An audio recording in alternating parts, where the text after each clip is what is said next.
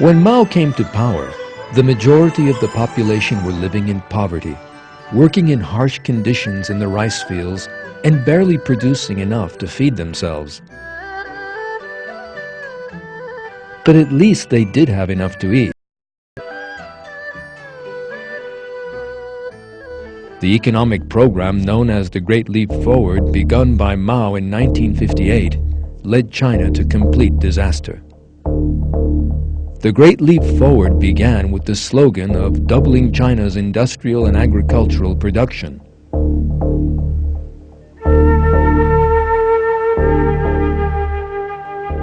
Propaganda posters explained how jealous Western countries would be of Chinese produce.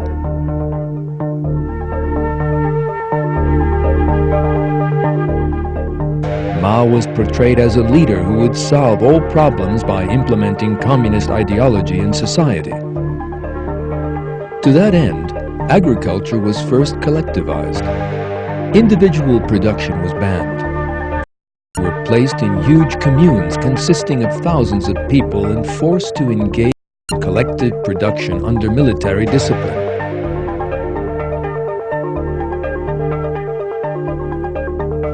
Mao would frequently visit the fields and inspect the villagers.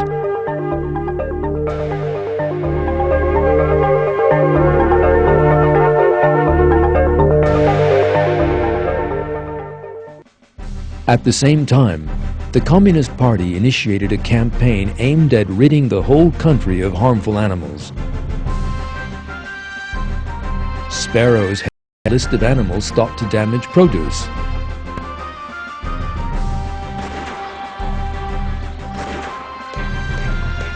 Hundreds of thousands of Chinese set about exterminating them with catapults, stones, and guns.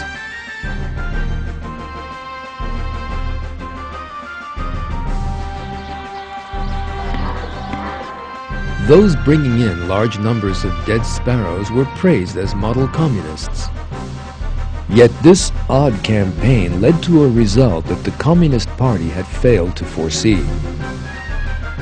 The reduction of the sparrow population to zero levels led to a huge rise in the insect population, which the sparrows had formerly fed on. These insects caused much more harm to the country's produce.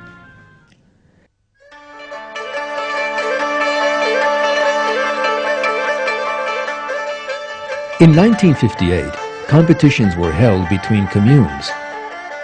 The amount of produce from each commune was measured, and those that produced most were held up as examples.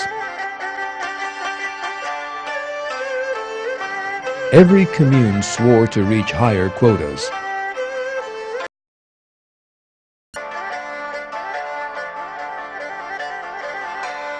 At the following harvest, they announced that they had all exceeded their quota. But the statistics were false. Communes resorted to deception in order to give the impression that they had produced more.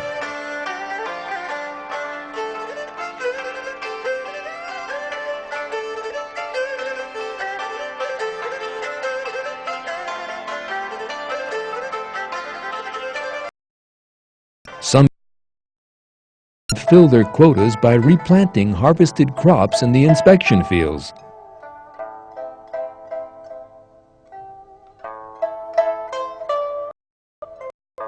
The communal system led to false statistics, which in turn gave rise to even greater error. The Communist Party declared that China had a larger stock of rice and grain than it needed, and that in the future it would have to give the priority to other tasks. Tens of millions of peasants were therefore removed from the fields and set to work on the construction of a giant canal.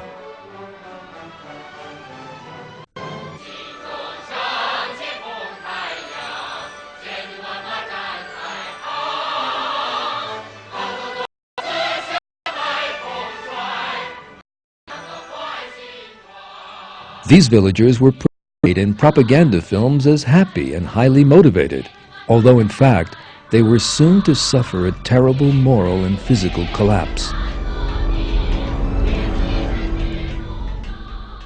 Tens of thousands of people died as a result of industrial accidents in the hazardous conditions they were made to work in.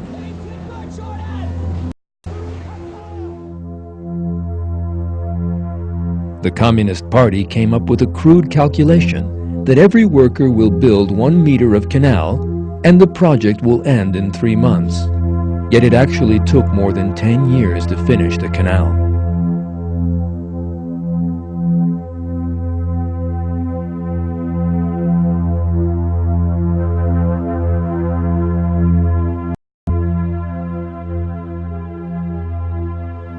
During the Great Leap Forward, factory workers' hours were doubled, and machines began to work non-stop.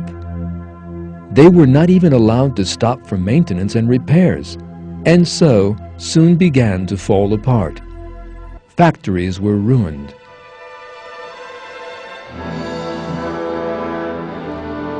At the same time, Mao announced another target for the Great Leap Forward. Steel production was to be doubled within 1 year. That production was to come not only from heavy industry complexes, but also from villages.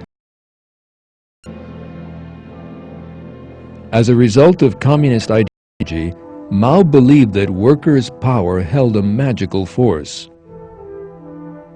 With that decision, tens of millions of Chinese set out to produce steel by amateur methods.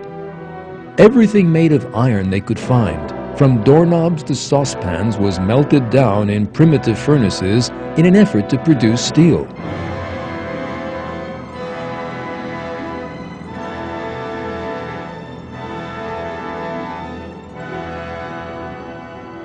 Women cut off their hair and mixed it with the clay in the furnaces.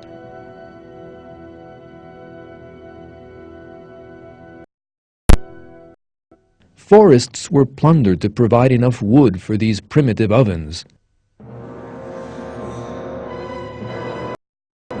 People living in the cities, even doctors for instance, joined in the steel production, regarded as a national obligation, outside normal working hours. Yet the whole campaign was totally irrational. The Chinese were simply producing steel, but not making anything useful out of it. What is more, the steel produced was of such poor quality that it served absolutely no purpose.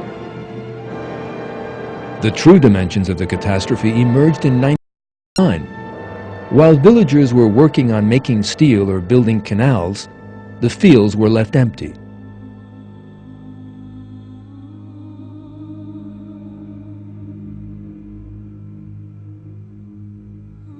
Falsified figures showed huge production, although there was actually a great production gap. A massive famine started within a few months. The situation in 1960, the worst famine in the history of mankind erupted.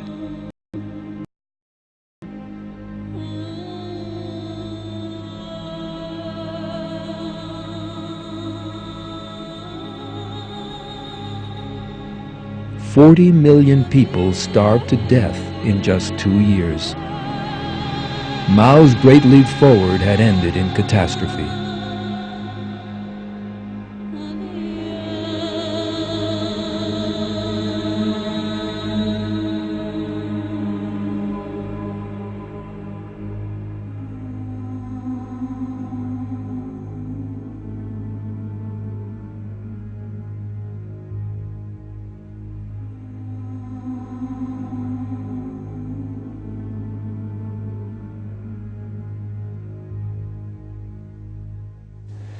We have seen throughout this film what a ruthless and cruel system communism truly is.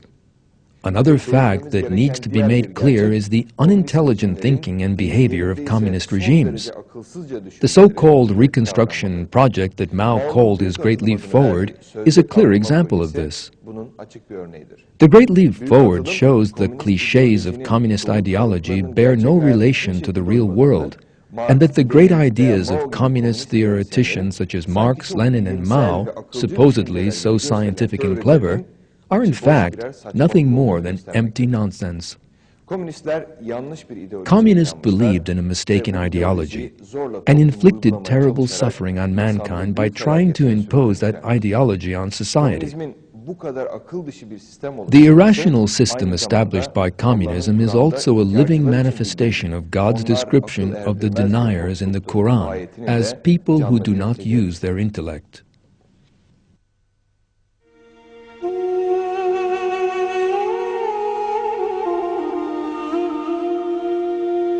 The senseless policies of the Communist Party were not the only reason for the famine during the Great Leap Forward. Mao and his supporters also regarded famine as a method of punishment. The regions worst affected by the famine were those cities and villagers regarded as communist regime. The party seized all the produce in such areas, and just as in Stalin's Russia, hid it in warehouses while deliberately leaving the villagers to starve.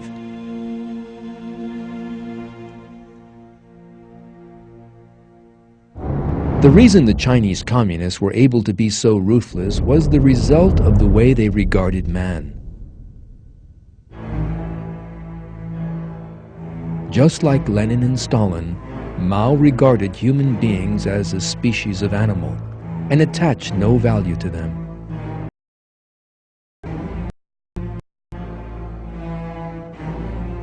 That was a natural consequence of the Darwinism he had imbibed in his youth.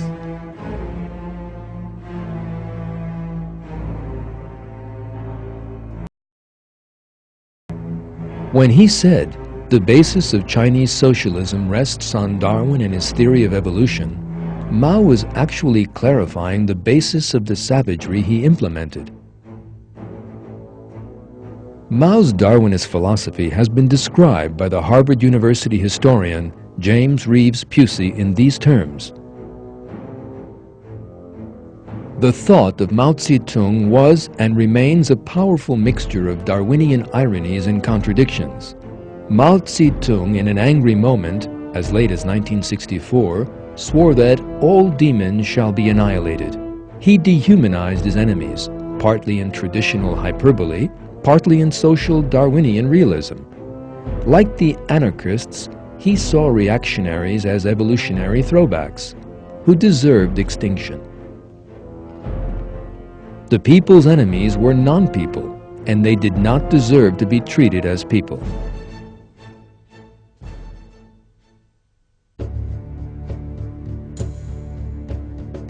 The Muslim Uyghur Turks of East Turkestan headed the list of those who suffered Mao's cruelty. With its long-term policy of the communist regime ruthlessly slaughtered millions of innocent people.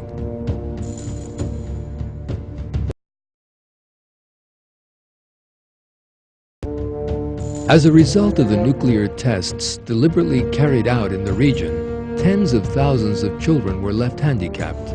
This policy of genocide that has been identified by international organizations is still going on today in all its ruthlessness.